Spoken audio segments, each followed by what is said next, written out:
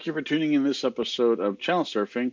Today I'm going to give a presentation on our Southeast Alaska trip. We actually just got back. We spent 55 days on our boat. It's a 27-foot boat. We started in Everett, Washington, and went all the way to the top of Glacier Bay at Margerie Glacier and back.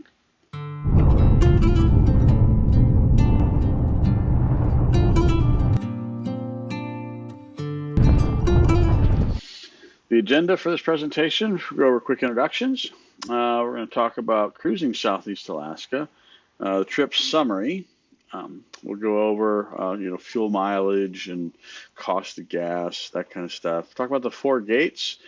These are actually pretty important. Gates in the waterway. These are waterways that you cannot go through whenever you want to. There's a certain amount of timing that goes involved with this, both with weather and the tides, to time those gates correctly.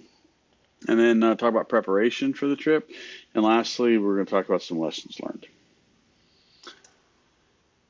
So for those who don't know, we run a YouTube channel called Let's Go Channel Surfing. The name of our boat is Channel Surfing. She's just over 3 years old. This is actually a photograph of her with Sawyer Glacier in the background. This is at the end of Tracy Arm, which we'll get into in the presentation. She is powered by a 300-horse outboard. And we'll talk more about that here when we get into the trip summary. So in addition, to this presentation, because it's hard trying to condense 55 days worth of travel that went over 2,600 miles into a 1-hour presentation. So on our YouTube channel, we've got all other kinds of content about our Southeast Alaska trip, broken out into smaller sections of our journey. So I highly encourage you that if you haven't already to check that out. And if you like our channel, please be sure to click that like button and subscribe. It really helps us out a lot. So quick introductions. I am Martin, a captain channel surfing, and then Lazina is my co-captain / admiral of the boat. And our daughter Melissa, who lives with us, she's actually autistic, travels with us as well. And in addition, we have 3 other crew members on board. So we've got Nuka, he's an American Eskimo, and we've got Mopar, who is our topside watch. He's our Maltese poodle, and then we have Emma, who's pretty much below decks watch. Although I'm not quite sure how good at a watchdog she really is, as illustrated by the photograph. Lemon Drop also went with us. There was 2 boats. It was us and Lemon Drop. She's also a RT-27 outboard, and Janet captains her boat solo. She likes to say she's solo but not alone. She usually likes to travel with other folks because she does drive her boat by herself. So looking at the 2 boats, Channel Surfing on the left is a 2021 Ranger Tug R27 outboard. It used to be the Northwest edition. We've coined it the Channel Surfing edition, as she's been heavily modified from the, once we took delivery of her. For example, it converted the house bank to lithium. We added 400 watts of solar. We've added cellular to the boat. A whole bunch of other mods. If you've most of them are all documented on our webpage, letsgochannelsurfing.com, as well as on our YouTube site as well, our YouTube channel. So if you had a chance to check that out, that would be good.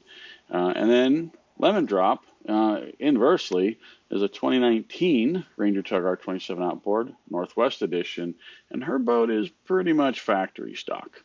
She added a rock and an anchor to the front. She added 50 extra feet of chain, so she's got 100 foot of chain, and she added a battery monitor to her boat. But other than that, hers is pretty much straight out of the factory, without any other modifications. So this is a photograph of Channel Surfing and Lemon Drop. It was taken in Hoonah, actually, and it best illustrates what Alaska is, right? The 2 of us, we spent an awful lot of time alone out in the waterways of Southeast Alaska. Just absolutely gorgeous scenery and stuff. So let's talk about cruising Southeast Alaska. So this was a photograph I took in Petersburg as we were leaving Petersburg, headed for Juneau. What I thought was really cool was the red and white buoy. I hadn't seen red and white buoys very often. For those who don't know, that actually marks the the beginning point of a safe entrance. So this buoy actually is at the north end of Wrangell's Narrow, and that's what it's marking. There's a lot of commercial traffic that flows through there, large boats, ferries, tugboats, towing stuff. So this lets them know that once you're past this buoy, you're in deep water all around it. And I thought the scenery in the background was actually gorgeous too, with the snow-covered mountains. Once we hit Petersburg, I should really say once we got halfway from Ketchikan up to Petersburg, the mountains just became all snow-covered, and you had some little bit of clouds here and there, and it was just really pretty.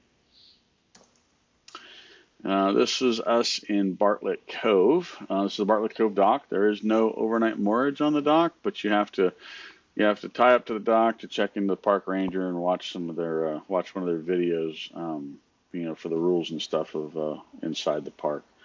It was actually pretty cool. I haven't been on many docks that actually let cars drive on the dock. As you can see here, the actual car in the background.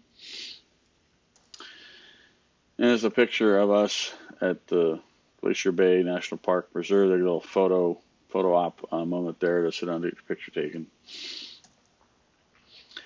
This is us at Margerie Glacier. This is at the very top of Glacier Bay. So this is where the waterway stops. It's just above the 59th parallel on latitude. And we actually weren't all that close to the glacier either. The ice field and stuff was all around. We could have gotten closer.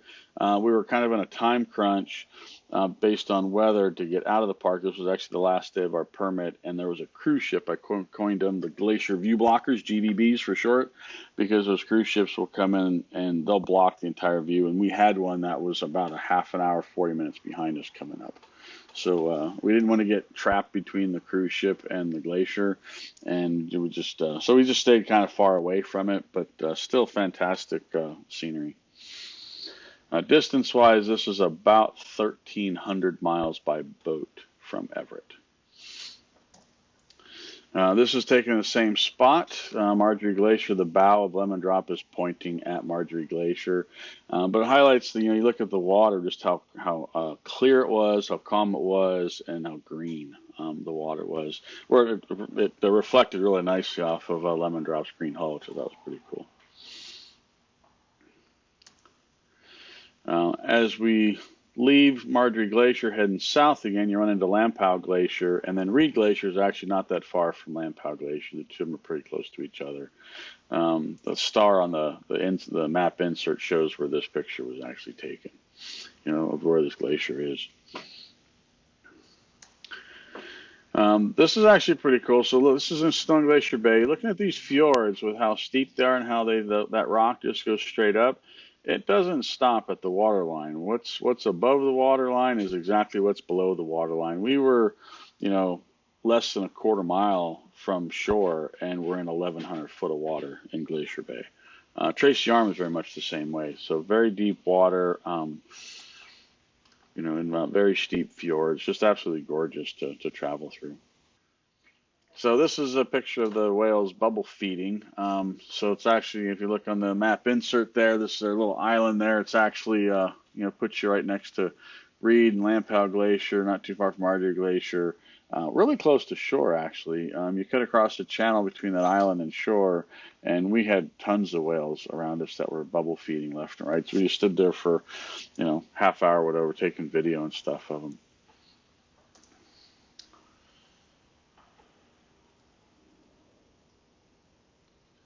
And this was actually a pretty cool short video clip of the whales bubble feeding.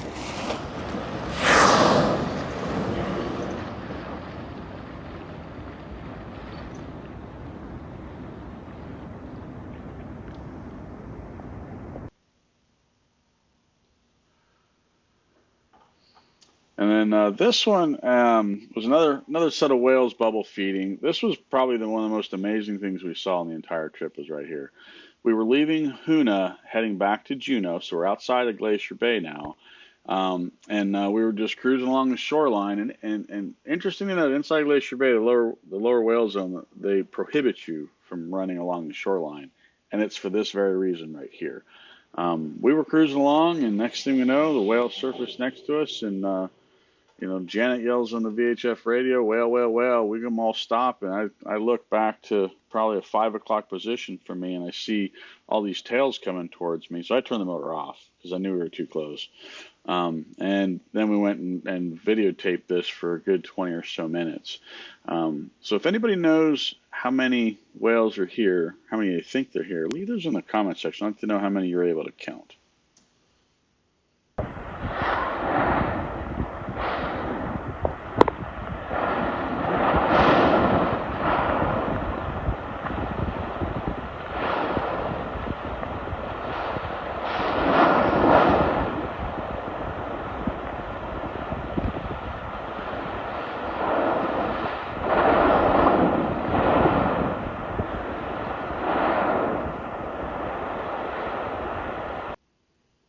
That's a lot of whales.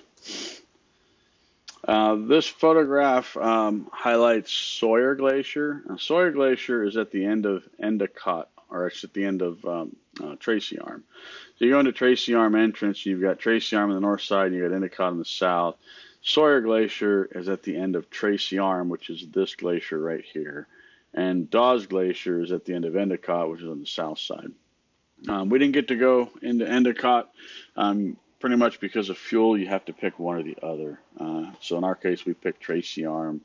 It's a good distance up there. This is out there, out in the middle of nowhere, literally hard to get to. Well worth the trip. I would almost argue to say that Tracy Arm is better than Glacier Bay. If not better, they are certainly equals. Tracy Arm was absolutely spectacular to get up here.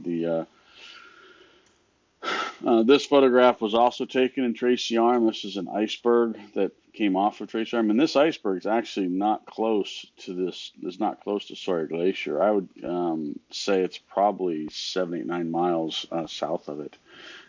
We think it's blue because it probably tipped over. It's probably an iceberg, and then it rolled over, so the bottom of it is actually facing up. But this channel, heading up to Sawyer Glacier through Tracy Arm, it's anywhere from a half to 3/4 of a mile wide, and it's 1,000 foot deep in the middle. So here and again, those steep fjords on the side, they hit the water line and just go straight to the bottom. But lots of waterfalls, lots of sea lions and stuff we saw, tons of sea lions, tons of waterfalls, lots of icebergs. The ice field is rather large. Question I get asked often is, did we hit any icebergs? Yes, we absolutely did. When you hear those icebergs hit your hull, you don't forget that sound.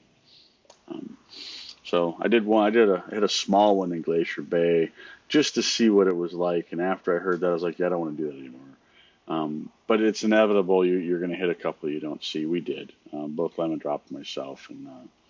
But we didn't sink, didn't cause any damage to the boat. I've had the boat hauled out since then, and the bottom looks fine. This is actually icebergs outside of Tracy Arm, where I took this photograph. So sometimes they're so large they'll actually drift all the way out. It's 27 miles from Sawyer Glacier all the way to the entrance of Tracy Arm, and this is outside of that 27 miles. This ice has floated a long way. This has got to be one of the most gorgeous anchorages I think I've ever stayed in. This is Tracy Arm Entrance Cove anchorage. It's plenty big for lots of boats. I want to say we probably had 8, 9, 10 of them there the first night, and the second night I think there was just the 3 or 4 of us there. But plenty deep enough. Actually, I should say plenty shallow enough. I want to say it was 40 to 60 foot we were anchoring in. But as anchoring, this is what we get to look at all evening, right? The gorgeous mountains and the icebergs off in the distance. Another picture of Tracy Arm Entrance Cove anchorage. This is just before sunset. This photograph is actually pretty cool. This is Frederick Sound, so we're leaving Petersburg, heading north to Juneau, and I caught a really good weather window. We're going to stay in Petersburg actually an extra 2 days, and I was looking at the weather, and the next day it was like less than 8 knots of wind gusting the whole day all the way up there. So I told Jan, I was like, we need to move. So guys, when you see flat water, just understand it's often not by accident. I look a lot for that.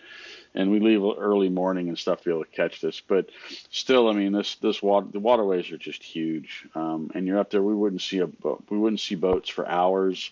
We wouldn't hear any VHF radio traffic for hours. I'd be scanning all the channels. I usually scan channels 9, 16, 22, and then 72, what we talk on, and we'll just go for hours and not hear any other VHF traffic.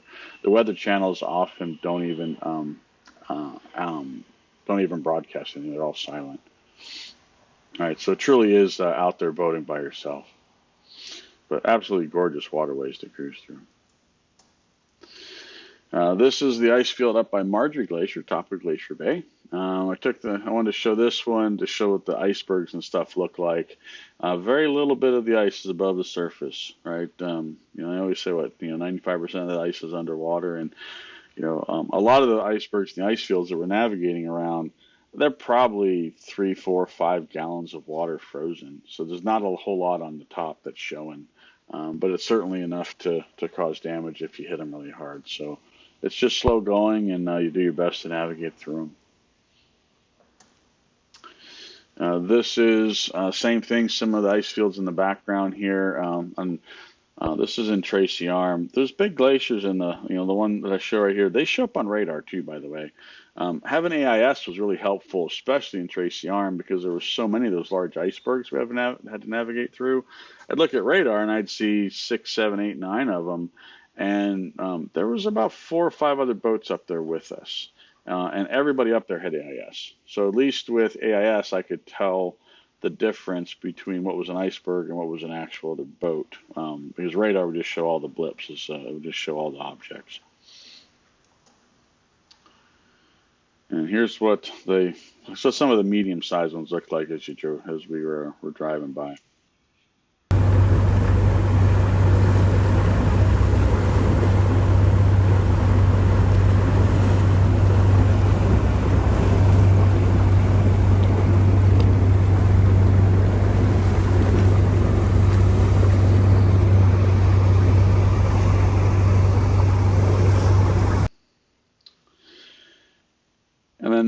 This picture I thought was pretty cool. I threw this one here to illustrate. This is in Tracy Arm as well. You can see the big iceberg on the far right, and then obviously the big blue in there on the left with a lemon drop in front of them.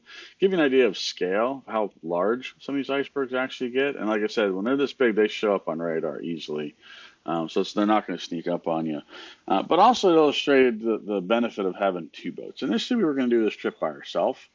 Go up there, and there's several other folks that have done this trip in R27 Outboard by themselves. When you travel with a second boat, it helps out on spares, right? Because if either of us broke down, we have a tow vehicle to get the other one to the nearest marina. But in addition to that, just for photography, right? You get pictures of each other's boats and all the scenery instead of just pictures of the scenery. So that was an added benefit as well. We've got the bow camera we use a lot on channel surfing. I actually did put a bow camera on top of Lemon Drop and was able to get a little bit of footage of channel surfing from her boat, which was kind of cool. But it changes the dynamics of the photographs quite a bit when you can put perspective in there to actually, an iceberg is big by itself, but when you see a 27-foot boat that's smaller than an iceberg, it really shows what the scenery stuff has to offer up there. This is Icy Falls. You run into this pretty early heading up to see Sawyer Glacier and Tracy Arm. You can't miss Icy Falls. It's one of the largest waterfalls you'll see on the trip up there to see Sawyer Glacier and Tracy Arm. And highlight the 2 boats, channel surfing and Lemon Drop. This photograph was actually taken as we left Glacier Bay. That buoy off in the distance is buoy number 2 at Marks Ancon Rock at the end of Point Gustavus, which is right at the entrance to Glacier Bay. So we're leaving Glacier Bay and we're actually driving right in icy straits on this photograph. And all the way in the back in the distance, you can see a large cruise ship. They let 2 cruise ships a day into Glacier Bay, and then 25 other permits for recreational boats like us. 13 of them are done for 60-day advanced permits, and then the remaining 12 they give out on a 2-day advanced permit. when you're up there. And I think you can spend up to 7 days total. And they don't charge anything for the permits, but you gotta request them, apply for them. It's just a way of how they make sure that they keep 25 boats or less in the park. And with that, let's get into the trip summary. So, Southeast Alaska, we left on May 25th. We got back on July 18th. We went from Everett, Washington to Glacier Bay. Total miles on my odometer was 2,620 miles. I put 182 hours on the engine, and we spent the entire month of June in Southeast Alaska. We basically did a race to Southeast Alaska. There's a lot of fantastic waterway in British Columbia to see, and we certainly didn't want to discount any of that. The furthest north we had ever been before this trip was Ganges, British Columbia, right? So we just wanted to go all the way to the top and come all the way back down and see everything. Not spend a lot of time anywhere, but just see it all. And that way in future years, we know where we want to spend our time going forward, right? So, we did look at, we did stop in various spots throughout British Columbia and such, but our main mission on this trip was Southeast Alaska is where we wanted to get to and see and spend our time. So total trip was 55 days on board. Of that, we had 14 days at anchor. A couple of those, it wasn't an overnight anchor. It was a daytime anchor waiting on the current to slow down. We did 3 days of bad seas, 2 of which we actually got tossed around for a couple hours. The third day we were at anchor and we just waited it out. And overall, it took us 9 days to get from Everett to Ketchikan. And of the 9 days, 2 of those days was actually waiting on weather. So really, it was 7 travel days we had to get from Everett all the way to Ketchikan. Our average travel day was between 90 and 135 miles, which is about 6 hours a day. But we did have some 8, 9, and 10-hour days in there as well. But the average is probably about 6 hours a day cruising. Our longest run that we did at 25 knots, which was comfortable cruising on the R27 outboard, was 204 miles. This was Prince Rupert to Shearwater on our return trip. It's 204 miles one way. We burned 170 gallons of gas, and I was averaging 1.2 miles per gallon, which I was pretty happy with, actually, because normally I'd get 1.4 back home. Channel surfing was heavier than she normally is. I mean, I had 3 adults, 3 dogs, clothing for 7 days for 3 adults. We had food we packed on the boat. We had 2 months of dog food packed on the boat, canned goods. I had spare parts, spare tools. Lemon Drop saw a lot better fuel efficiency. She's probably running 10-15% better than channel surfing was, primarily because it was just her on the boat, and she didn't have a lot of spare parts and tools and stuff like I did. But on this run from Prince Rupert to Shearwater, it was one of our longest runs. It was 10 hours. We left the dock at 7 o'clock in the morning in Prince Rupert and got to Shearwater just before 5 o'clock. We did have to stop at Hartley Bay for gas. We don't carry 170 gallons of gas in the boat. Our longest run at 7 knots, do the inverse, and 7 knots is hull speed on the R27. So when I got to stretch the fuel tank to get to places that I otherwise couldn't get to because there is no fuel dock between Juneau and Petersburg, we slowed down. So this was why we did not do Tracy Arm on our northbound trip. We did it on the southbound. We went straight up north. We passed by Tracy Arm, went to Juneau, went to Hoonah, went to Glacier Bay, and then on the return trip from Glacier Bay back to Hoonah, back to Juneau, then we decided to go to Tracy Arm. When we left Juneau at 7 knots. And this entire route, 220 miles, we did on exactly 100 gallons of gas. Janet and Lemon Drop did it on about 85 gallons of gas. So that's 2.2 miles per gallon that I was getting, and she was doing better than that. Like I said, the primary reason we did this was to conserve fuel to get back to see Sawyer Glacier and Tracy Arm.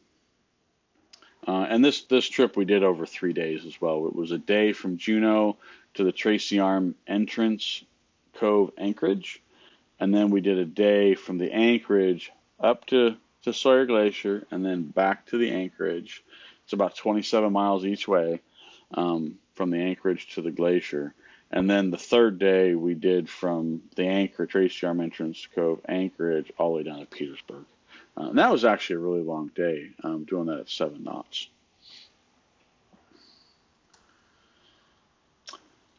And we did have 3 days of bad seas. We had Johnstone Strait, which we'll talk about. We had Clarence Strait going to Ketchikan, which we'll talk about. And then Glacier Bay as well was the 3rd day. So fuel, the formula I always go by is 2/3 to get there, 1/3 reserve. So I never really want to I never want to get into the bottom 50 gallons of the gas tank. If you ever find yourself in bad seas, and here and again we had 2 days that we were surprised and found ourselves in bad seas, the last thing you want to be doing is worrying about your fuel consumption, because bad seas, you're going to burn a lot of fuel. Right, so that means we have a 150 gallon tank. Technically it's 147 gallon. We round it up to 150 because it makes the math easier. It's close enough. But generally speaking, that means I really don't want to burn more than 100 gallons of gas in between fuel docks on average. So our averages for the trip, we paid $5.91 a gallon average. At 1.3 miles per gallon is what I saw. Here and again, Lemon Drop saw slightly better than that. The entire trip was 11.1 gallons per hour averaged over the whole trip. The highest fuel we paid was $7.25 a gallon, which was Shearwater, British Columbia. The cheapest gas we paid was $4.38 a gallon in Juneau. And our best fuel efficiency was that Juneau to Petersburg run. That was with Tracy Armin there. Because we did 7 knots that entire way, it was 2.22 miles per gallon. The worst fuel efficiency that we saw was Johnstone Strait. Here again, it was bad seas at 1.05 miles per gallon. That's why you want to make sure you don't tap into that 1/3 reserve, whenever possible. The largest fill up that I had was 121 gallons. This was Shearwater and Port McNeill. It was both those gas stations because Shearwater and Port McNeill is a long distance to go. You go across Cape Caution between those two. So heading north, we topped off in Port McNeill, and then we got to Shearwater, 121 gallons, and then doing the reverse from Shearwater back to Port McNeill. It's not a lot of gas stations in between. You could do Port Hardy to shorten that a little bit, or you could do Dawson's Landing in British Columbia. That's kind of out of the way, but we knew it was protected waters on either side, so we were okay going into our reserve on that leg. But overall, for fill-ups, our average fill-up through the whole trip was 87 gallons. That's on average what we were putting in at each gas station. Total fuel for the trip, 2,011 gallons of gas we burned for just under $12,000 in expenses. And that's U.S. dollars. I did all the conversion from liters and currency conversion, all that stuff, to put it all into U.S. dollars and U.S. gallons. So certainly not inexpensive. I will say a lot of folks have told us to say, well, shoot, they could get a cruise for a lot less than that. You absolutely could.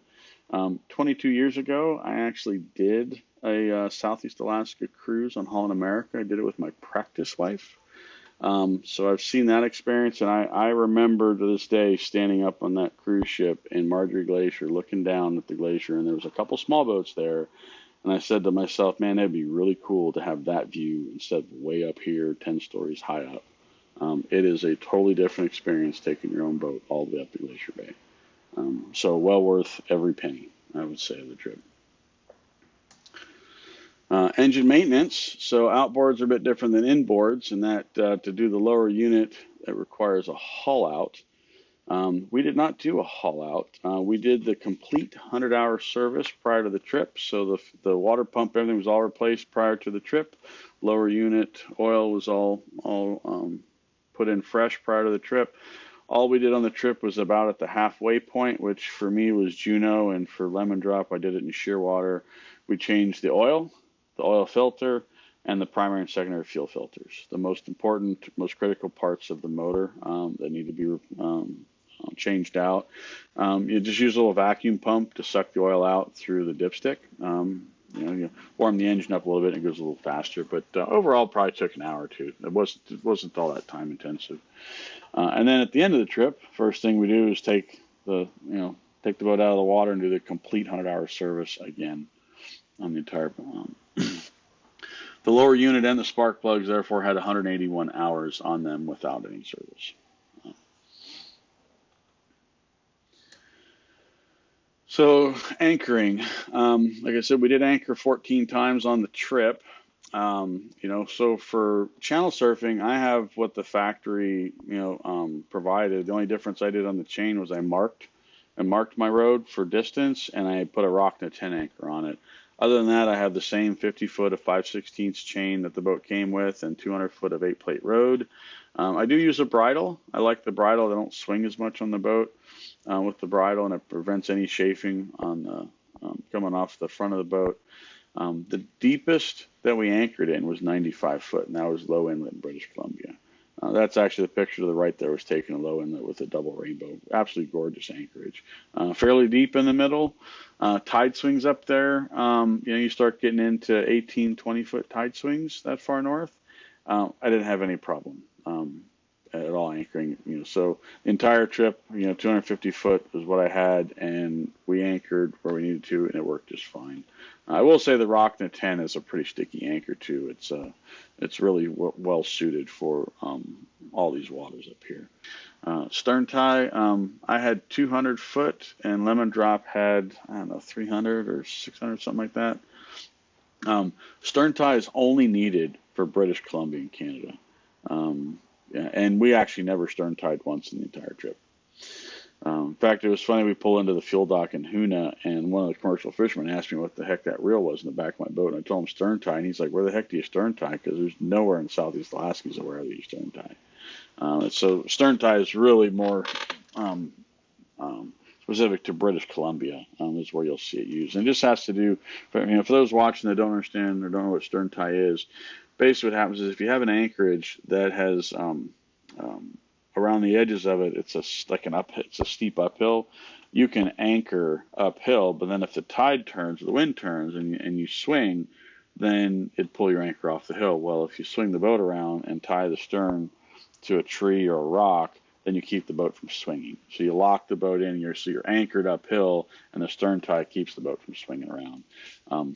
It also works really well in crowded anchorages too. You can fit more boats in when everybody stern ties. So a lot smaller anchorages you could anchor in if you can stern tie. Without a stern tie, you wouldn't be able to anchor in them. But here again, we didn't have to anchor one time in the entire trip. But also remember, this was a Southeast Alaska trip, not a British Columbia trip. We had to get through British Columbia, but we were racing to get through it as quick as we could. And also just another reminder, Southeast Alaska can have up to 25 foot of tide swing. On average, it's probably 20, 21 foot a day they get up there.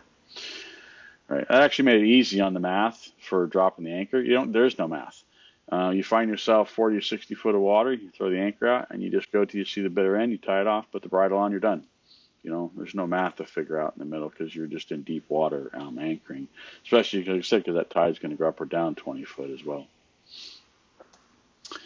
Utilities, water available in Port McNeill, Shearwater, and Prince Rupert. That was really good. So we actually didn't have any problem in the entire trip getting fresh water. Electrical was actually the easiest of all to manage. When you're cruising for 6, 7, 8 hours a day, there's plenty of engine charging.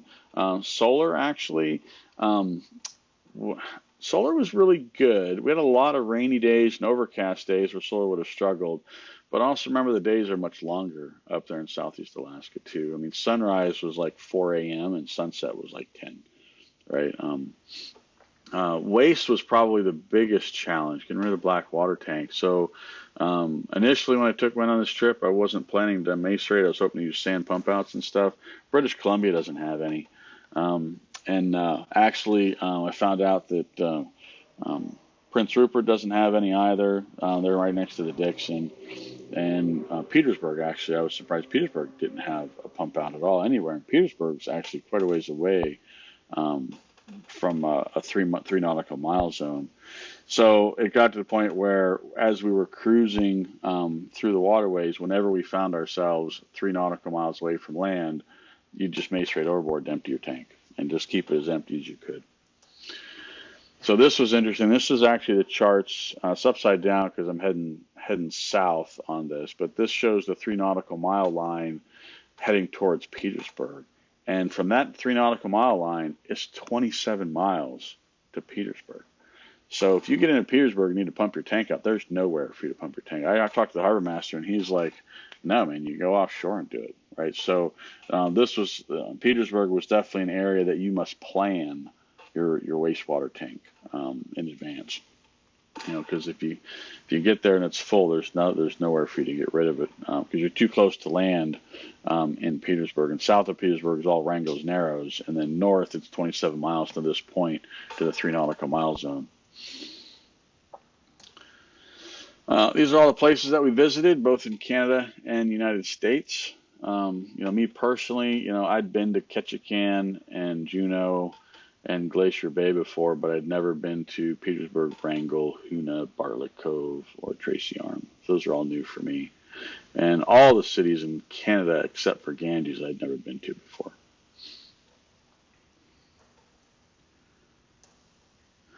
All right, so let's talk about the 4 gates. So Cape Caution, Johnstone, Georgia Strait, and the Dixon. These are what we call them gates because they're waterways that you can only go through with a certain set of conditions. You don't get to pick you can't go through them anytime you want, to put it that way, right? And each one has its own certain set of challenges and certain weather conditions and tide and current conditions that you're looking for. So let's get into the 4 gates and what it takes to get through them. And actually, all of them, I'll tell you, are in British Columbia as well. So the first one, heading north, that you're going into is Georgia Strait. All right, you have to cross this to get to Desolation Sound.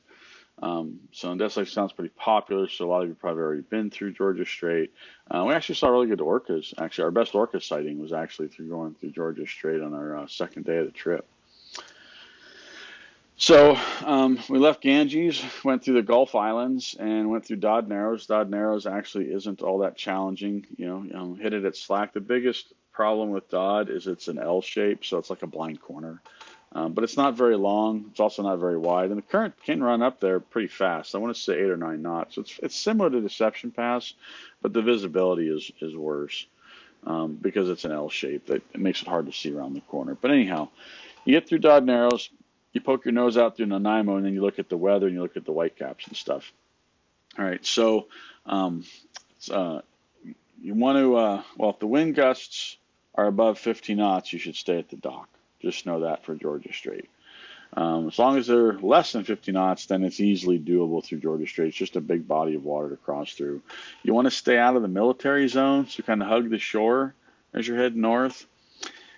It's 120 miles total from Ganges through Dodd Narrows all the way to Campbell River. And Campbell River is a good place to stop if you're going to cross Johnstone and use Seymour Narrows to get there. Because Campbell River will set you up for an early morning crossing of Seymour Narrows because literally you're like 7 or 8 miles outside of Seymour Narrows when you're at Campbell River. And it's a nice marina there. It was easy to get into. They have fuel there. It's actually not that far from town with some restaurants and stuff too. So this is what we did. It was basically just to race it to Campbell River, and then the next morning, actually, before getting to Johnstone. So here was the weather. So our weather window for Georgia Strait came out of Nanaimo, and it was blowing at 13 knots. I remember 15 knots was my limit. If it was above 15, then I was going to go into Nanaimo and spend the night there. But as I looked on the weather, the further north I got, the less the wind was blowing. And that was important because what it meant is the worst sea state of the day was what I saw right when I came out of Dodd Narrows and entered into Georgia Strait. And it was some 2-footers and occasional 3s. It wasn't bad. We were able to still cruise comfortably. I want to say we were probably doing, 18 knots, 20 knots, something like that. And it flattened out the later in the day that it got. The closer to Campbell River we got, the better the sea conditions got, which is just we were expecting. All right, so Johnstone Strait was the 3rd day, and Johnstone, we misjudged the weather in Johnstone Strait, and we were severely punished for that. So we found ourselves in 2 to 4 foot seas. We had a 26 knot headwind. We timed it for the flood. You always want to get Johnstone on slack before flood so that you're riding the incoming tide. Now, when you're heading north, that means you're going to be going into the current. And the reason you want that is because the wind almost always blows from the north-northwest. So you want the wind and the current to go the same direction because that should make the sea state flat. Our problem on this day was we just got unlucky and the wind came in early in the day, and we ended up with 26 knots of wind at 9:30 in the morning. And there was just nothing we could do. There was actually three of us there. It was three RT27 outboards. Lemon Drop, Channel Surfing, and Anytime joined us for this trip. That we actually met up with them in Campbell River. So the three of us traveled this stretch together. That's Anytime there in the top left picture. It was whitecaps everywhere. Anytime and myself, we were going back and forth across the channel, left side of the channel, right side of the channel, center of the channel, trying to find flat water anywhere we could. We were trying to do 5 knots, 8 knots, 10 knots, fast. It didn't matter. No matter what it was, we were just into the sea state. Johnstone, what I've learned is it's a very challenging waterway to time for the weather and such. So you just got to be prepared for the worst with Johnstone. One thing I would make clear, everybody, so I was getting 1 mile per gallon. Anytime was getting less miles per gallon. He had a 3-blade prop. I've got a 4-blade. The 4-blade bites a little bit more in bad seas. So your fuel efficiency does suffer immensely in the bad seas. We were in this for probably 3 to 4 hours, I would say, maybe a little less.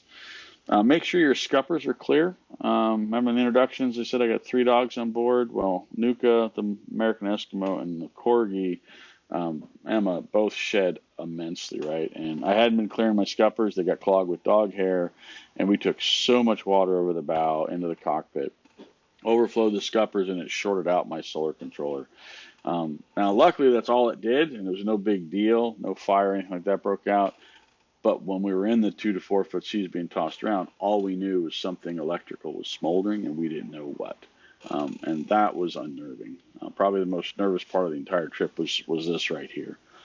So thankfully, it all worked out, and we made it into Port McNeil about 3 hours later than we wanted.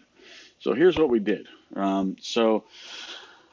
Left Campbell River, went up Seymour Narrows and Discovery Passage. Johnstone Strait is actually about 60 miles long. It's between the 2 yellow arrows on this map.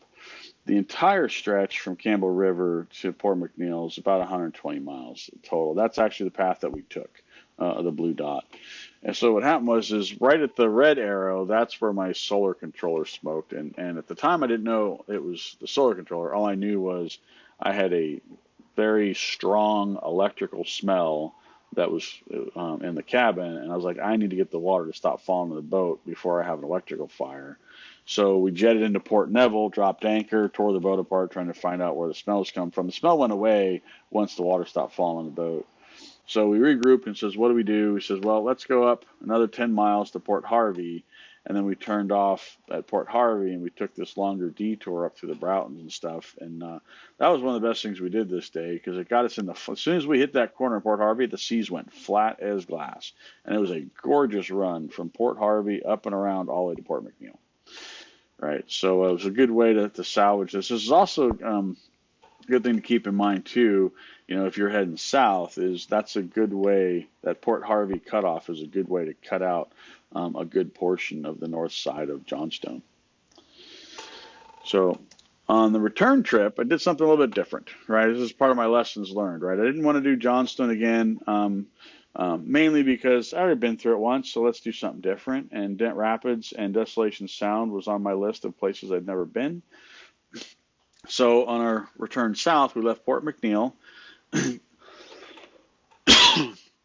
We left Port McNeil, came straight down, and I didn't have to go up and around the Broughtons back through Port Harvey because the sea state was flat. We hit it early in the morning. It was, we were riding the incoming tide, and this time we're going with the tide. And it was also, north-northwest wind coming in behind, and we didn't have a whole lot of wind early in the morning. So we just ran straight down Johnstone Strait, but we took the turnoff there at Sunderland Channel, to head up around, it's at Hardwickel Island. And as soon as you get around Sunderland Channel, the seas are flat, you're in protected water, right? So this cuts out the entire south end of Johnstone. And we cruised up through the islands and came out to Blind Channel. Just before Blind Channel, you'll have to run through Greenpoint Rapids. We hit that at peak for the day at 5 knots. It was easy.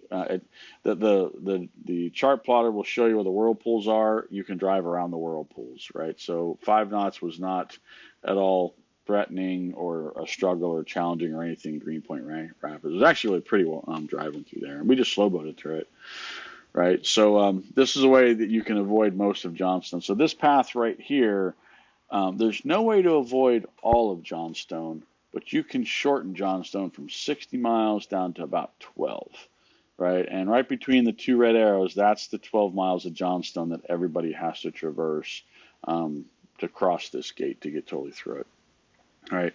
So we stopped at Blind Channel for fuel, and then we anchored up in Shoal Bay to wait for slack for Dent Rapids. Dent Rapids was not treacherous at all. It's your watch tells you when to go, right? You time it for slack, and they say that if you ever find yourself going through Dent Rapids by yourself, you've timed it wrong, turn around and go back. That's a true statement because we were up there pretty much by ourselves. Waited a couple hours, lifted anchor, and we headed Dent, and all of a sudden there was a ton of boats everywhere. And we did 6-7 knots through Dent Rapids, Gilbert Pass, and Yakolta. The 3 of them are about 2.5 miles long. Easy cruising, lots of boat traffic, lots of VHF chatter back and forth. Really pretty and stuff up through there. Highly recommend it. So this was a really good passageway to get up to get between Port McNeil and back into Desolation Sound.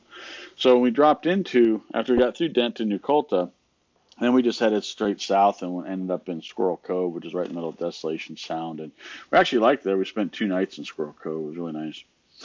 So how do you pick weather for Johnstone Strait, right?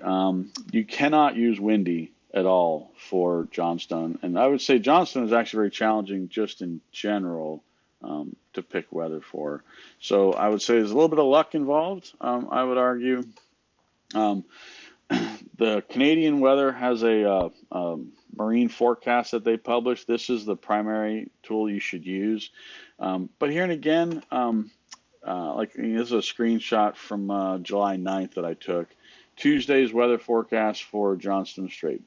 Wind northwest 15 to 25, diminishing northwest 5 to 15 in the morning, and then increasing 15 to 25 knots in the afternoon. Wednesday, wind northwest 15 to 25 knots, diminishing northwest 5. It's almost on repeat, right? Pretty much it's going to be in the morning time. It's going to be, either 10 to 20 knots or 5 to 15 knots in the morning, increasing to 15 to 25 or 20 to 30 in the afternoon. Basically, light winds in the morning, heavy winds in the afternoon.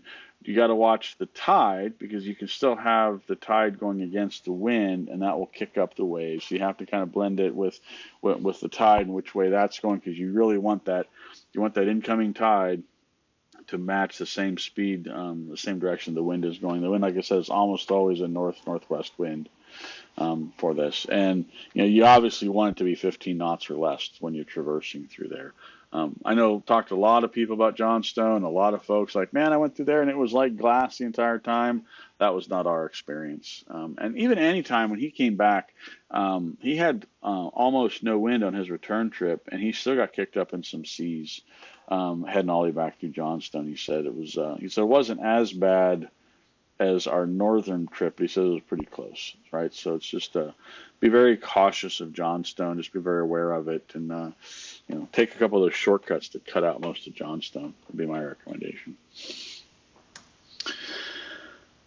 And then Cape Caution. Cape Caution is an open ocean crossing with ocean swells. This was interesting because normally when we hear 3 to 4 foot seas, we want to stay at the dock. But this is offshore, not intercoastal. So in both of our crossings, both northbound and southbound, to get from Port McNeil across Cape Caution, which basically gets you into the BC Inside Passage is what you're doing. So Cape Caution crossings about 30 miles across. You'll have good cell coverage to get weather reports heading north from Port McNeil or Port Hardy, whichever marina you stay at. Southbound, you won't have cell coverage at all, because Pruth Bay, Fury Cove, the nearest town north from here is going to be Shearwater, and it's about 60 miles north of Fury Cove. So on the southbound, it's more challenging because you're trying to get a weather report. You're going to need satellite effectively to do it. You do need a great weather window to cross Cape Caution. So the secret to the ocean swells is whatever the height of the sea is for the prediction, you want the swell to be 3 times or greater. So 3-foot seas on 9 seconds is comfortable. 4-foot seas on 12 seconds is comfortable. It's just like driving your car through the countryside, going up and down the hills, right? So we had 3 to 4 foot swells both directions on our crossing on 9 to 12 seconds each way. It was comfortable crossing. We did run into some fog on the southbound trip. We were doing 15 miles an hour across Cape Caution both directions because if we went too fast and the boat would want to kind of jump off the top, it'd be like hitting ramps, on the top of the swells. But 15 miles an hour was comfortable for us cruising in both directions, and it took us a couple hours to cross. Overall, it's 100 miles from Pruth Bay to Port McNeill. Pruth Bay is a fantastic anchorage. I highly recommend folks anchor there. And then you go to Hackeye, and they've got a really nice beach that faces out west. It's absolutely gorgeous up there. And Fury Cove is actually really nice too. We hit both of those anchorages. One going, hit Fury Cove on our northbound trip and Pruth Bay on our southbound trip. But here and again, definitely got to watch the weather window for this. And the route that you cross is very similar to what I have plotted here. This is actually the actual course that we did. You just follow the red dotted line, which is the ferry route, is what most people do. This is also a good place to macerate overboard too, by the way, for your blackwater tank, because you'll definitely be more than 3 miles offshore. And the last gate cross is the Dixon Entrance. So the Dixon has the capability to be the worst of all the crossings. It is open ocean, and it is also the longest of all of them. So Cape Caution is about 30 miles across, Dixon's about 50. There's also a 1-hour time change when you cross the Canadian, the USA border. So you have to pick a great weather window. Our Dixon crossings, both directions, were mostly flat seas, like less than 1 foot crossing. We didn't have ocean swells or anything on the Dixon. It was really flat, and we did wide open throttle northbound, 27 knots across it, 28 knots, and then the southbound I just did normal 22, 24 knots cruising. We just had a good weather window. 100 miles from Ketchikan to Prince Rupert total. A lot of folks will go from Prince Rupert to Foggy Bay, and then they'll anchor for the night in Foggy Bay and then continue on to Ketchikan. Once you get parallel with Foggy Bay, it's pretty much protected water up there. For the most part on our trip, I did not want to make reservations anywhere. I didn't want to be tied to a schedule. But when you're heading to Prince Rupert, heading north, and even going south, you want to get reservations of the Prince Rupert Rowing Yacht Club. Kevin, who runs the show there, is a fantastic guy. You can, you come up with your plan to cross the Dixon with your weather window, run it by him. He'll double check it for you. It's just a fantastic marina and stuff. So highly recommend it. They don't take, if you just show up, they'll turn you away. You have to send them an email and make a reservation in advance. You can change your reservation as often as you like. But they got to have you in the system and have you on the reservations for when you're coming in. But it is a very popular landing point for get to Prince Rupert Rowing Yacht Club, wait your weather window, cross the Dixon, and then the reverse when you're coming from Ketchikan, you're going to land in Prince Rupert Rowing Yacht Club. They also have fuel and stuff right next door there, so it makes it a real convenient place to gas up. So, and don't forget that 1-hour time change. When we left Prince Rupert heading to Ketchikan, we left the docks at 5 o'clock. We were through the No Wake by 6. We were up at Foggy Bay by 7, and the clocks rolled back to 6 a.m. And then I was like, well, I don't want to get to Ketchikan that early, so then we slow boated from basically from Foggy Bay all the way to Ketchikan and got there around noon. And let's talk about some preparation for the trip. So preparation for the trip. This is showing how deep the water is. This is actually up by Lampow Glacier, and we're actually not that far from Margerie Glacier on the screenshot of radar is what it's showing. So this is all in north end of Glacier Bay. We are less than a quarter mile from the shoreline and 1,100 feet of water. Right, so just consider that. So it's really deep. This is what it looks like underwater. This is actually an underwater view on the Garmin chart plotter looking at Tracy Arm. Tracy Arm is about a half a mile wide and 1,000 foot deep. And it gets there's spots that's like 3/4 of a mile wide, but those fjords go straight up and they go straight down below the water line. Just absolutely gorgeous waterways to traverse through, but a lot of water under your keel. The tide swings, also keep in mind the tide swings.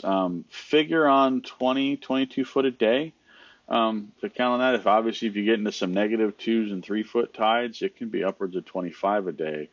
You may say, well, who cares? That's the height of it. When you move that much water, from top to bottom, all that water is moving in and out of bays, in and out of marinas.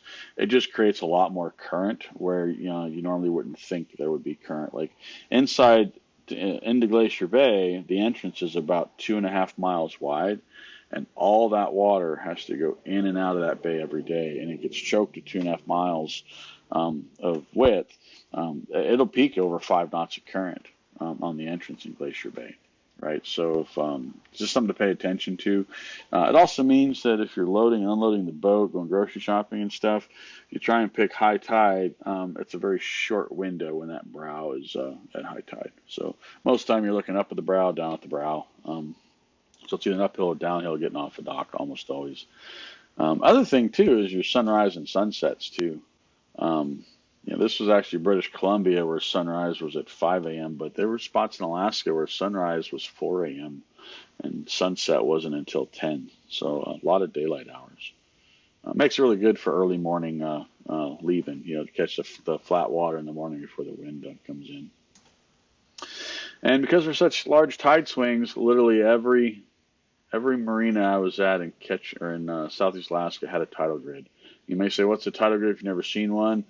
The one on the left is Petersburg, and then the center and the right one are both Juneau from 2 different points of view. But Ketchikan, Wrangell, Hoonah all had tidal grids as well. It's basically just a bunch of wood slats. They stick out, and at high tide, you run your boat up, you tie it around the pole, and as the tide goes out, it beaches the boat safely, and then you can change your zincs, you can change the oil on your lower unit of your outboard if you wanted to, and then wait for the tide to come back in and then leave. Some of them you have to coordinate actually to the harbor master, but they have instructions and stuff there. But each marina I saw was a little bit different. But these were very common. In fact, a lot of the marinas didn't even have haul outs at all. There was no travel lifts. They expect to use the tidal grids.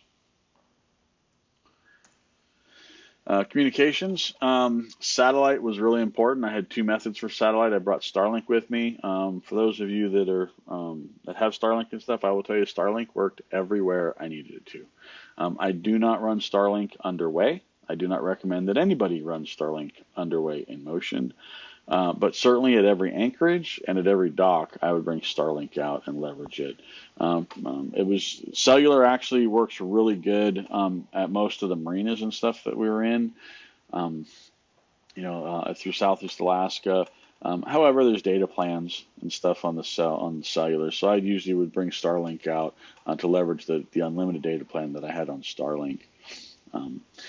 For cellular, I've also got a high gain antenna. It's a Peplink Mobility 42G antenna. It's the top left picture, that big mushroom thing right above my radar. That worked really well. I had cell service probably half the time when I was traveling between cities.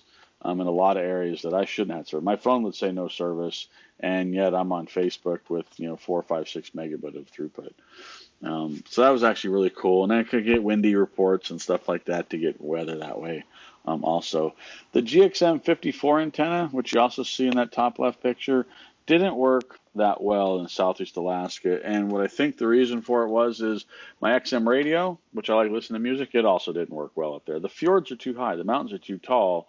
It didn't have line of sight to the satellites for the XM to function. So in British Columbia, the GXM 54 antenna worked reasonably well for me. But the further north I got, the less I could use it, just because the mountains were too tall around me. But Starlink worked really well, and like I said, the cellular worked really well near the cities. I was 15 miles in Glacier Bay, north of Bartlett Cove, and I had cell service through that antenna. That was actually pretty cool. Outside Tracy Arm entrance, I had cell service as well when I was underway. In addition to cellular and Starlink and inReach, I highly recommend you have an inReach if you're going on this trip. It's a small device. It's not that expensive. The monthly plan isn't that expensive. I actually increased it to unlimited texting for the trip because you just use an app on your phone and you can send a 160 character text message to anybody.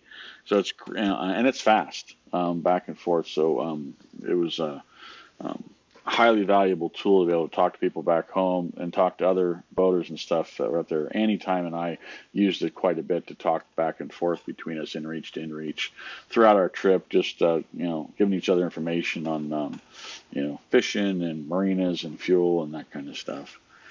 Do not depend on VHF weather channels. A lot of times I would scan all 10 of the weather channels and it was silence. You're too far away. And here again, I said don't depend on the GXM 54 antenna. For those that may not have Starlink or don't want to get Starlink for the trip or have to mess with it, the inReach is a very economical tool. All you would have to do is have somebody at home who knows how to read weather that you could send them a text message and say, here's where I'm at, what's the next weather forecast, and let them give you your days and when you can, what the weather's going to look like for you. That's a more or less expensive way to do it, but you got to have somebody, you got to have a support person at home, to help you out with that. Weather. So this was how I learned to read weather on the trip. I thought I knew how to read weather, and I learned really quickly how to read it a lot better. Right. So Windy is the primary app that I use, and then Buoy Weather was my secondary app that I would use as a backup. To compare and contrast the two between each other. So some rules I have on weather. Never look more than 3 days out. Anything past 3 days out is sheer speculation. Can't count on it, right? So if I'm looking for a travel day, 3 days or less is what I'm looking for. You want to identify the wind speed and the direction. So, it's a westerly wind of 6 knots, and then you want to know what the gust is. Well, gust's 10, right? Because if it's westerly winds to 6 knots, but gusts to 20, that's a very different weather forecast, right? So for me, no faster than 15 knots on the gusts. If the gusts was faster than 15, I want to stay at the dock. All right. Also look at the morning and the afternoon predictions. Windy lets you fast forward to the afternoon as well as the morning, and it lets you move it to where you're going to be in that afternoon. Because when you're moving 100 miles a day, right, that's a lot of land to cover, and the weather can be drastically different. We would sit there in the same day. We would go from high winds to no winds to sun breaks to pouring down rain to back to cloudy overcast to great visibility, all within like an 8-hour day. We'd see it all, right? So it's very important to look at the morning and the afternoon predictions as well. You also always want to know about the tide. Which way is it going and when does it change for the stretch of water that you're going to be traveling that day? You always want the wind and tide going the same way. So you might have good wind. Like say you had 12 knots of wind going one way, and then the tide turns halfway through the day to go the other direction, right? Once the tide's going the opposite direction of the wind, it's not going to be flat anymore, right? So you want to pay attention to that. Ideally, you always want to be traveling. You want the tide and the wind to always be going the same direction for the time that you're traveling. And then shift windy and have it look at the predicted sea state, which is the wave height. Wave height's really important in protector waters. It's even more important on offshore, because as I said earlier, if you're offshore, when I'm showing in the top right picture, 3-foot sea state, you may say, well, 3 foot sounds bad. Not on 9 seconds, it's not. 3 foot and 9 seconds is comfortable just like driving your car through the hills, right? Through the countryside. Um, so you blend all of that together, make your decision if you're going to go or not. And knowing when that tide change is going to happen every day is really important. So tides and currents, I like to point this out. I use iTides. It's an app for the iPhone. Unfortunately, they do not make it for Android. So those of you with Android, I would recommend you use, just go to a webpage called deepzoom.com. They do the same thing. The app is more convenient, but deepzoom.com gives you the same information. The key thing what you're looking for is on currents, you want a tool that lets you walk the sine wave so you can see the current. Most apps that tell you currents will say, this is slack and this is peak, but they don't let you know the rate of change in the middle, right? Because I may say, what if I show up 2 hours early? Oh, it's only 2 knots of current if I'm 2 hours early. That may not be bad instead of having to wait for slack, right? So walking the curve for current, in my opinion, is pretty important. But iTides lets me do it. Also understand that current stations and tide stations are different. This is an illustration from iTides of Petersburg. There's 3 current stations right out front Petersburg and 2 tide stations, right? Tide is your height, current is the speed of the water. Do not assume that slack high tide means no current. It often does on bodies of water, but when you get into narrows, like Deception Pass for us local in Washington State, slack high tide is hours away from slack water through Deception, right? So because of that, I've just trained myself. I always consider the 2 separate, and I always look at currents totally independent of tides. And for me, the tide tables keeps me from running aground, and the current lets me know when I can pass certain gates to get through. And Petersburg was pretty important on currents because the day we came into Petersburg, going through Wrangell's Narrows, we actually I saw 8.4 miles per gallon on my Yamaha display. That's not that 8.4 miles per gallon. We had 5 knots of current pushing us through Wrangell's Narrows. I couldn't slow the boat any slower, and I didn't want to get into Petersburg with 5 knots of current trying to dock in that, right? So we actually pulled over and anchored for a couple of hours to let the current slow down. And that was by looking at iTides to say, hey, when's the current in Petersburg? When's it slow down enough that I'd be comfortable docking there? So definitely pay attention to the currents and the tides and look at them differently. So with 20 plus foot of tide swings a day, it just generates some pretty large currents that you otherwise normally wouldn't be used to seeing. I also say be prepared. There is no going back once you're in it. But I'd also say the boat can take it, and so can the captain, and that's all of you guys, right? When you look at the video footage and stuff of Clarence Straits, where we got tossed around in Johnstone, which I said was by far the worst, worst 3-4 hours we had getting tossed around in Johnstone. Inside the cabin, none of us were afraid. None of us were scared. None of this was death-defying. None of us thought we were going to sink, right? All of us were looking at the trip odometer, in Johnstone going 35 miles to Port McNeil. Like, my God, we're never going to get there. That was our frame of mind. The boat just goes up and down. The water comes over the bow. The windows all fog up, and it's just not fun. We're recreational boaters looking for fun, but the boats are very well built and can handle all of this.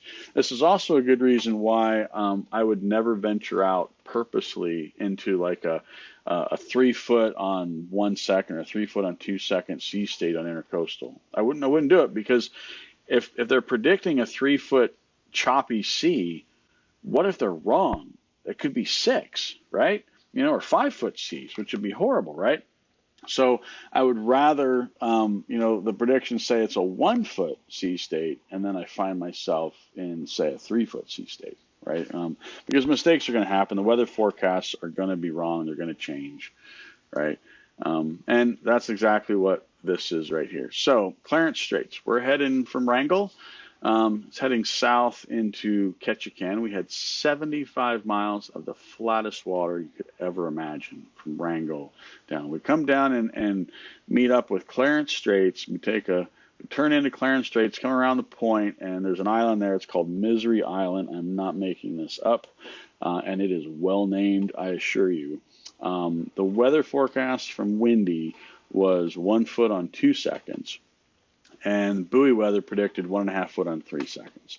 I'd looked at this early in the morning, and I knew about this, and my goal was to get through Clarence Straits into Tongass Narrows, which is just north of Ketchikan. That'd be protected water.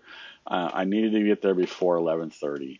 I was an hour late to the party, right? And this is what the weather forecast showed. It was calling for 1 foot on 2 seconds, but it had 10 knots of a south wind and 17 knots of gust. It's that 17 knots of gust. This was a lessons learned for me right here, right? So you guys tell me if you think this is, well, this is what 1 foot on 2 seconds looks like.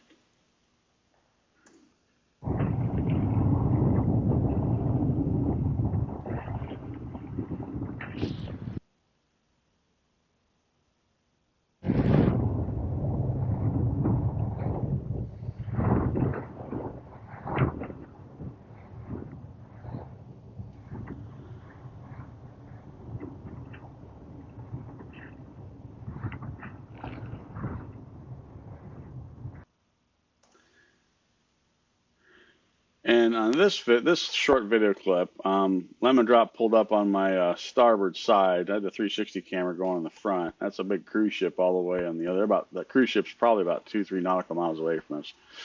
I took a tape measure, and if you look at the green hull she has, and you measure from where the white is, the top of the green hull, to the water line, it's 36 inches when the boat's sitting at the dock. So here and again, this is 1 foot on 2 seconds.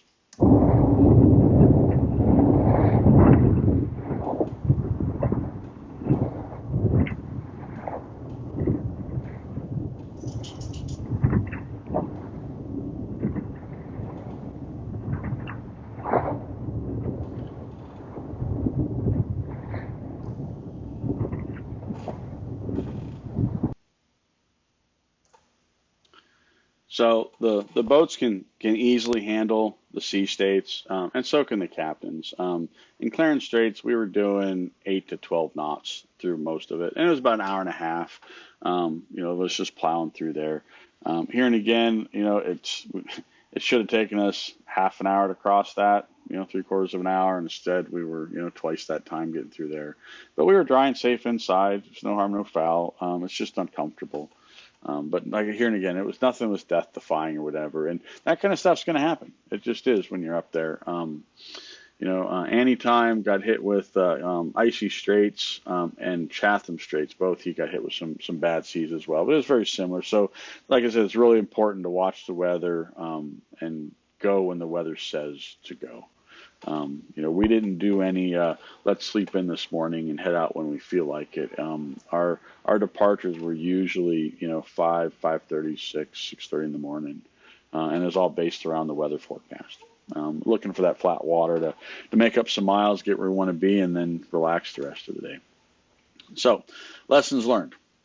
So I worked on the trip, and I should not have. By working, I mean I have a day job. I can work from the boat. That was primarily why I brought Starlink. I wanted to be able to get good weather and, do my day job from the boat. That's a regret I have. I should not have worked on this trip. I spent 3 days on the dock working on the boat, working from the boat, I should say. That was 3 days in Ketchikan, 3 days in Petersburg, Juneau, Port McNeil, and then I did 1 whole day in Hoonah. And it was an extra 9 days added to the trip where we were just at the dock with me doing, working, 9 to 5 in the day. And I could have gotten into Endicott Arm if I wouldn't have been working. I could have gotten to Ford's Tear. I could have saw Sitka. So that was the lessons learned for me, is I should not have worked on the trip. Another lessons learned was I didn't bring any of my fishing gear, and I should have. Fishing is plentiful up there, and the harbor masters are very talkative. They will tell you where to go, what to do, that kind of stuff. So I should have brought a shrimp pot with me. I should have brought some salmon rods and a halibut rod with me. From Hoonah to Bartlett Cove, that's going into Glacier Bay, top off with gas. It's only 30 miles. I had 120 miles left. I had 120 gallons left in the tank. I knew I was going to be doing 7 knots the entire time in Glacier Bay. So I was like, I got plenty of fuel. My range is going to be, astronomical. I'll have left over when I come out.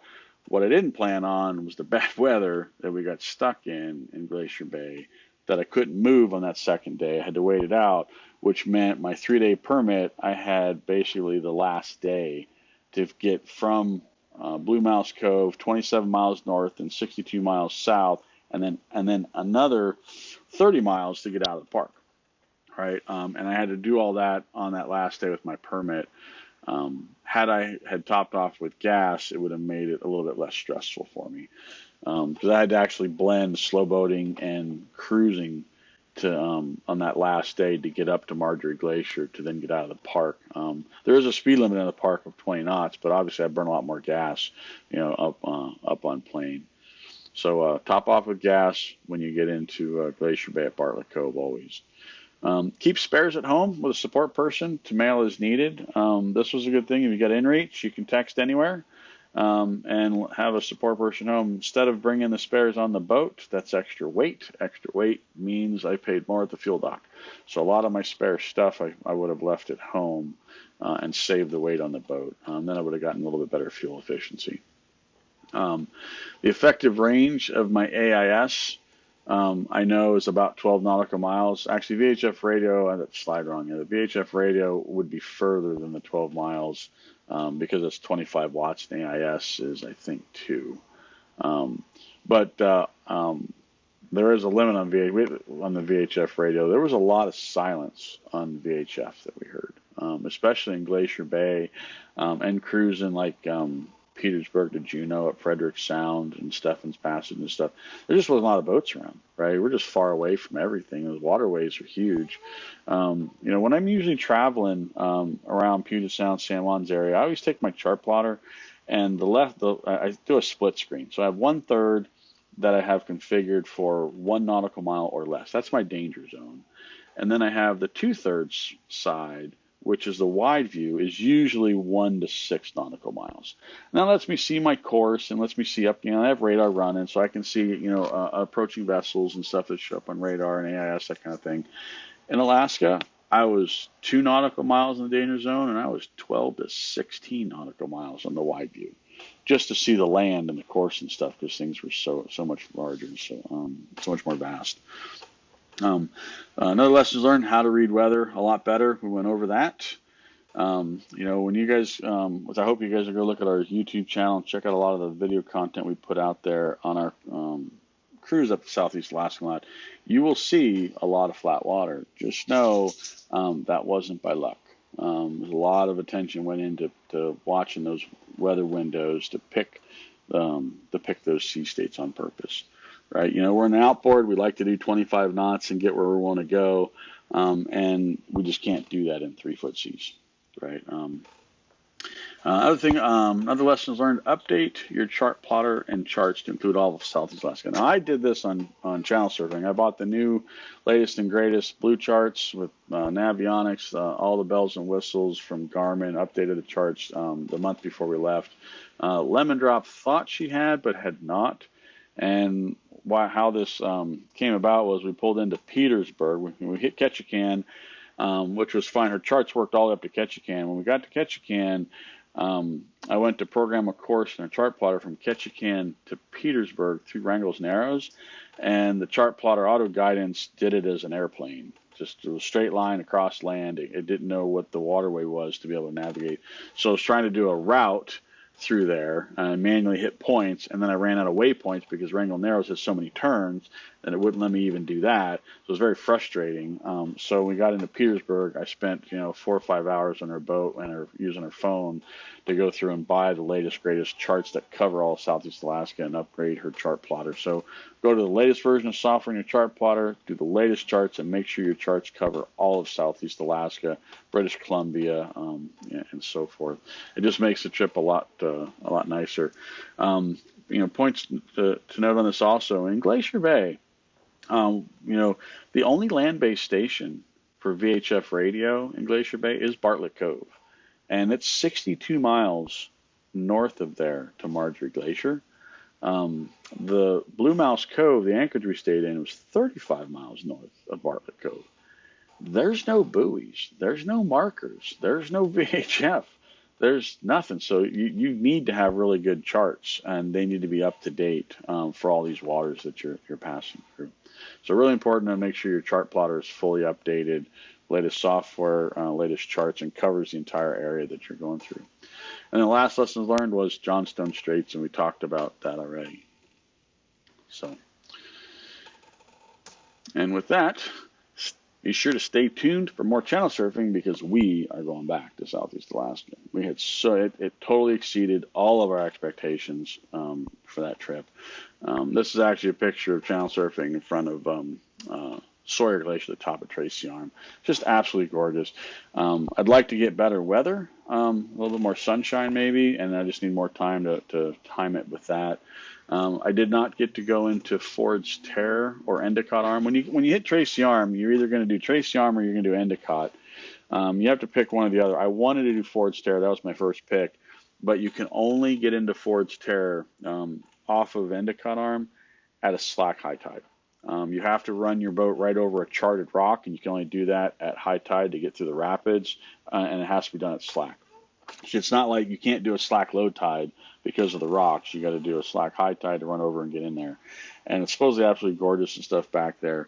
For us, the slack high tide was 5 a.m. and 6 p.m., and I didn't want to do it early morning or late evening, so we did Tracy Arm instead.